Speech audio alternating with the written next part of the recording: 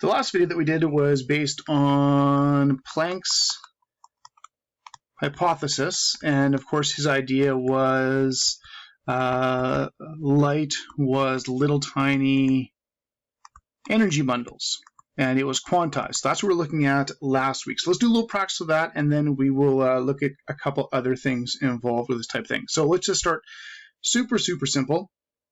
Let's start with this. Suppose we got let's crack out a, we got a photon here, we got a little energy packet here or something like that, and let's say it is 6.2 times 10 to the 15 hertz, and I want to know the energy of it. Okay, well that's pretty straightforward. That's what we're looking at last time. Of course, energy is equal to HF or HC over lambda, doesn't really matter. So we can just calculate that. We have Planck's constant, of course. We have the frequency, so we can just put those together. And that gives us 4.11 times 10 to the negative 18 joules. And I also showed you that's really common to put this type of thing into electron volts. So if we divide that by the 1.6 negative 19, this would be around 25.7 electron volts. All right, so there's something like that. Let's try something else. Suppose we have got a little energy of photon energy coming in. Let's say it is 1.2 electron volts, and I want to know what the wavelength is. Okay, well that's no problem. First thing I'm going to do is I'm going to convert the electron volts into joules. So we got to convert that, right? So we got the 1.6 to negative 19, and we can convert that. So this would be 1.92 times 10 to the negative 19 joules. So we just want to use that in joules. All right, then we can use the equals HC over lambda. Remember, there's HF, but there's also HC over lambda, the two common expressions. Looking for wavelength this time, so we'll just rearrange this. So lambda would just be HC divided by E, and I have all those values, and then I can just punch it out, and I can get my wavelength. Yeah, let's see, so it'll be around 1.04 times 10 to the negative 6 meters, or 1.04 micrometers. Okay, so that's a pretty big one. Okay, all right, so there's a little practice with Planck's hypothesis, and today what we want to do is I want to show you something else with that and what else this led it to, and actually we're going to build off of something that you guys were introduced to last year and see what we can do with that.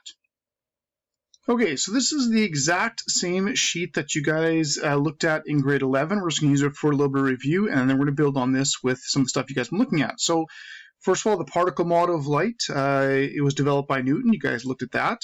The wave theory of light was shown by Huygens and the Young experiment to be true, and it's the now combination of electric magnetic fields, electromagnetic wave, and we guys took that with Maxwell's equations, that type of stuff. Okay. Now, shortly after Planck came out with his idea with, the quantized energy and light and all that kind of stuff, we got Einstein comes along, and this hopefully will sound familiar. And Einstein came along to try and figure out why certain types of metal exposed to, especially ultraviolet, would emit electrons. You'd have current flows and electrons and stuff like that. And he was going to try and explain it. Now, this was actually observed by a couple other people, one about like in the 1840s, I think one like in the 1890s, but they didn't really explain it or try to explain it, I guess. But Einstein came along to try and figure it out. So this is what you guys looked at last year.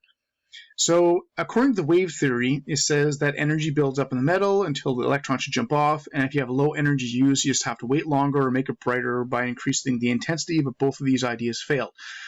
So if you remember from last year, the whole idea of energy building up didn't work. The whole energy smooth flow thing did not work. So Einstein said instead the electrons were being knocked off by a bundle of energy called a photon, which is much more that particle type of idea we've been looking at over the last couple of videos. And if the light was too low, this is below threshold frequency, basically there wasn't enough energy, so there wasn't enough energy for the electron to jump off with any kinetic energy, and you got nothing. It didn't matter how long you waited, it didn't matter how bright the light it makes, or how bright the light is, it makes no difference. So what you need to do is get to that threshold frequency, that minimum energy. Now this is where the Planck's idea really kicks in. So once you get past threshold frequency, you have more energy, and more intense light gives off more electrons, and the electrons released right after the photon hits. And this, of course, is called the photoelectric effect, and that's, of course, who won his Nobel Prize for. So again, this hopefully looks familiar from grade 11, but we can now build on this with what you guys are just looking at and sort of see how these things sort of piece together. Okay, so let's show you this. Okay, so here's the situation. We've got light here. We've got an orangish type light shining on a piece of metal. It happens to be selected as platinum, and nothing is happening. And we have a little frequency energy type graph there. And basically, the energy is not high enough in order to actually get electrons to come off. Now, according to the wave theory, we got two options. We can sit here and wait and wait and wait, and eventually electrons are going to start jumping off, which they just never will. The other option would be take the intensity and make the intensity brighter, and then that should also help. But it doesn't matter how bright we make this. It doesn't make any difference. How long we wait, absolutely nothing is going to happen because the energy is too low. The photons are not high enough energy in order to actually get the electrons to come off. Now, according to Planck, if you want higher energy, you need a higher frequency. So what we can do is we can make the frequency higher by lowering the wavelength. So now the photons are coming in with more and more and more energy. If you actually watch the little graph, you can actually see the little marker on the x-axis move towards the right as I move the slider, as the energy the energy of the incoming photon is increasing. Now on the side here, this is the energy of the electron, and until electrons start jumping off, you're not going to get anything on the vertical axis. But let's just keep on going, sliding this across. As I slide this thing across, keep on going, the energy keeps on getting higher and higher and higher. Now we're into ultraviolet, keeps on getting higher and higher and higher until we get electrons are going to start coming off of it. Okay. Oh, there's one. There's another one. There's one. Okay, electrons start coming off.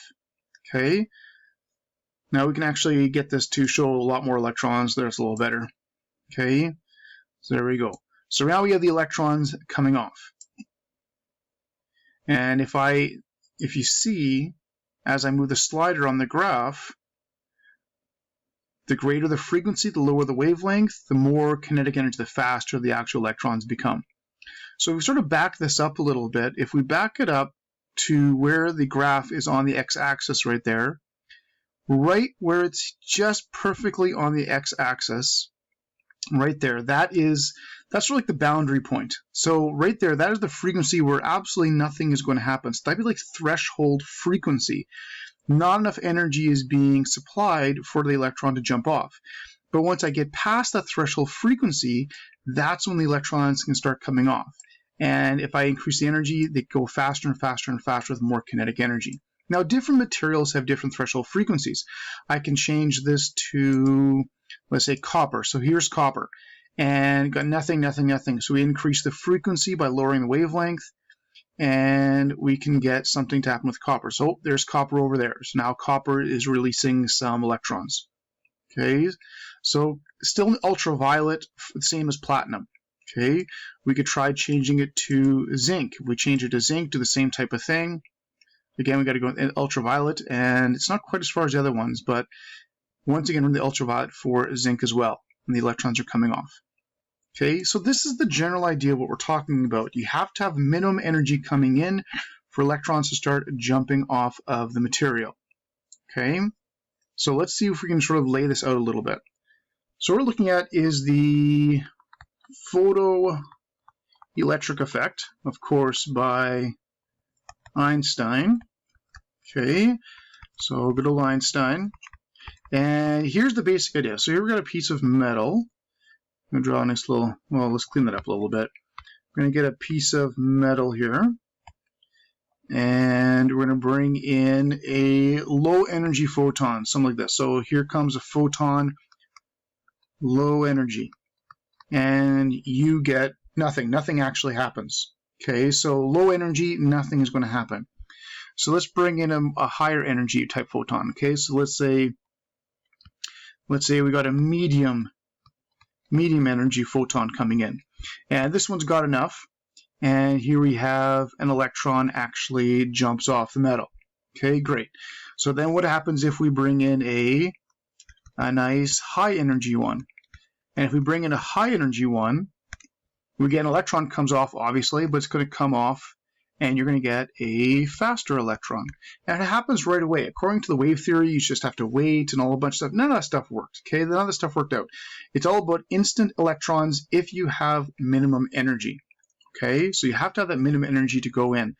Now, if we start piecing things together, the first one there, the low energy, well, the energy came in, but what happened to that energy? Where did the energy go? It didn't go to the electron. Well, it just gets absorbed by the material. So every type of material, inside this material, you have what's called a work function for material. And I've seen people use W for work function or phi. I prefer to use phi. But different materials have work functions. And this is sort of like, I like to think of it as an energy payoff. And if you don't come in with enough energy, it doesn't matter how much you want it, it's not going to release an electron. So that first one up here, that low energy one, that low energy photon, it came in with energy, but didn't have enough energy to pay off the material. Maybe the payoff is 5 electron volts, and it only came in with 2. Well, that's not good enough, okay? So we can even try that. So let's say maybe the work function for this material is 5 electron volts. We'll just make this thing up. So this one came in with 2 electron volts. Nothing happens, okay? You don't have enough energy. Well, the green one here, maybe this green one came in with 6 electron volts. It came in with 6 electron volts of energy. But before it releases electron, you have to pay off the material. It comes in with 6 electrons. Well, not 6 electrons, 6 electron volts. That material actually sucks up 5. And I bet you can guess this electron will leave with 1 electron volt of kinetic energy. Okay, and then what about that high energy one? Maybe that high energy one, maybe that one came in with 10 electron volts.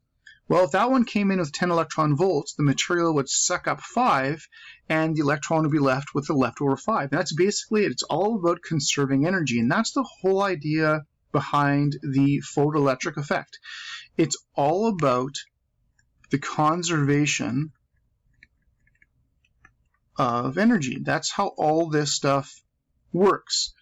So we have the incoming. If we look at the energy in, with the energy in, that's from the photon, and that's equal to HF. You've done that before. The first place that energy has to go is to pay off the material. Okay, so if we look at the energy out, first of all, has to go to the work function. And then the leftovers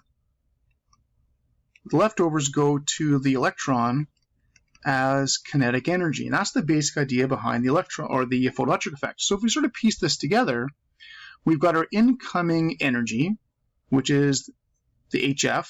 So we've got the photon energy is what we come in with. And then the first place it goes to is the work function, and then whatever's left over is the kinetic energy of the electron. And that's basically it. So it's all about finding energies, finding how much you're coming in with, and finding out how much is being taken away, how much is being absorbed, and piecing things together. Okay, and that's how the photoelectric effect basically works.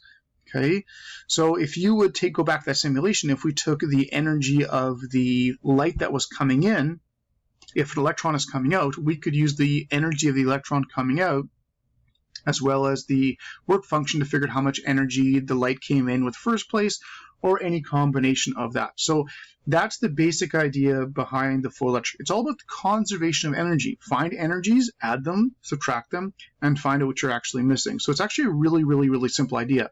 But this does not work without Planck's hypothesis. Planck's hypothesis and the energy bundle idea for light is the only explanation for how this type of stuff works. Wave theory has got nothing to explain this whatsoever.